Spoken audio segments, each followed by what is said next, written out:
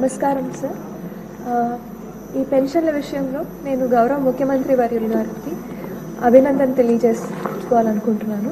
ఎందుకంటే ఆయన ఎలక్షన్ సమయంలో చెప్పిన విధంగానే 3,000 రూపాయల పెన్షన్ని 4,000గా అధికారంలోకి రాగానే చేశారు. ఇది ఒక గొప్ప రికార్డ్, ఒక గొప్ప చరిత్ర అధ్యక్ష. ఇది ఎందుకంటే ప్రతి నెల 1వ తారీఖునే దాదాపు 65 లక్షల కుటుంబాలకి 4,400 కోట్ల రూపాయలు తూచా తప్పకుండా పొద్దు కొనికే లోపే ఇస్తున్నామంటే ఇది వేరే ఏ రాష్ట్రం కూడా మన దేశంలో ఎక్కడ కూడా జరగని విధంగా జరుగుతోంది. ఇది నిజంగానే ఒక రికార్డ్ సృష్టించారు ఆయన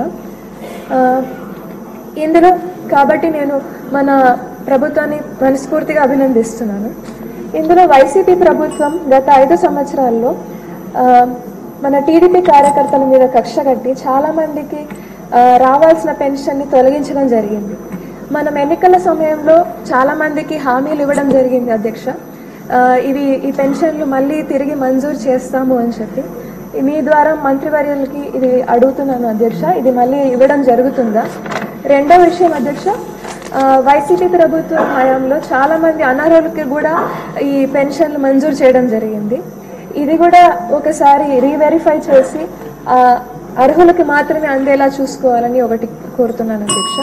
మూడో విషయం అధ్యక్ష, ఈ 50 ఏళ్లకే ఎస్సీ ఎస్టీ బీసీలకి పెన్షన్లు ఇస్తామని చెప్పి మన ప్రభుత్వ మేనిఫెస్టోలో మనం చెప్పడం జరిగింది అధ్యక్ష. ఇది ఎప్పటి నుంచి అమల్లోకి వస్తుంది అనేది ఒక ప్రశ్న.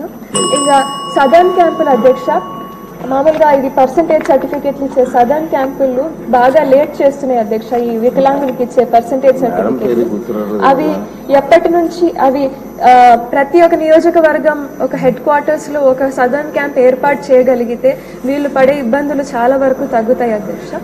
ఈ ప్రశ్నలందరికీ మీ ద్వారా మంత్రివర్యులు సమాధానం చెప్పాలని కోరుకుంటున్నాను.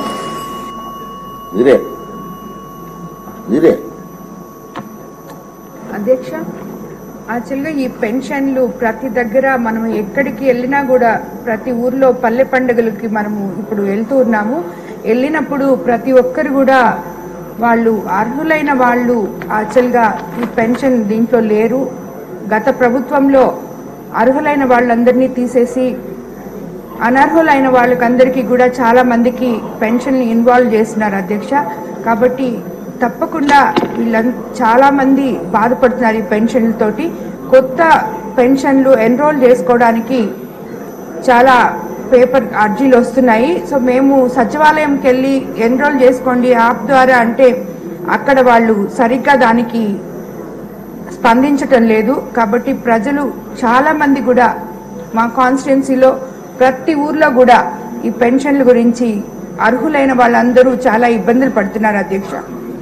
కాబట్టి మీ ద్వారా దీనికి తగు చర్యలు తీసుకోవాలని కోరుకుంటున్నాం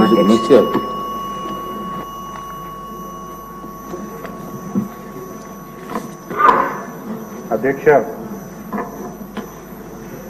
రాష్ట్రంలో ఆర్థికంగా వెనుకబడిన వర్గాల అభివృద్ధి మరియు సంక్షేమ